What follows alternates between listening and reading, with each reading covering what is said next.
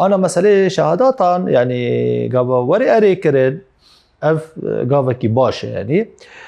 بريارك وان هي ما هي شهادة بريارك وان هي كو منهاج صالي 25 جان 26 وقادمين يعني أنا لسوريا 4 منهاج هنا الجمع منهاج الشامي هي ومنهاجك الإدلبي هي ومنهاج مجالس محلي ومنهاج إدارة ذاتية هي 4 منهاج هنا ددمي يعني تشيكرني منهاجك حاضر كرني منهاجك إنما مسألة قولا يعني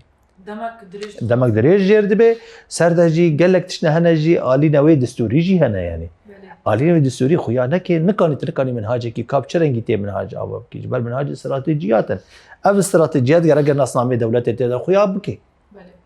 مسألة پر زمان مثلا پر چاند قرق تي خويا بكي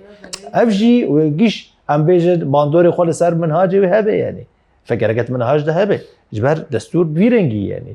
فافكاري ومنهاج دمك دريج جير دبي جبر وي افر يارا بكي ماي انا ده 1025 ده 1026 منهاج وك خادمين خواندنه ده حيا ايجار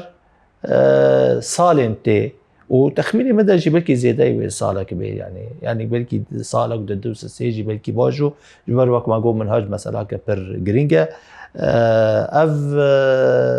دويرة ويكار بيجومان شي بيجبو ايجار منهاج ايجار رنجي اف منهاجه ويشابه ويك منهاج بي لي ويشار منهاج بمينن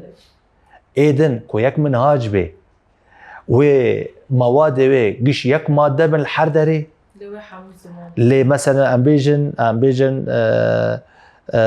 ماده نهبن مثلا امبيجن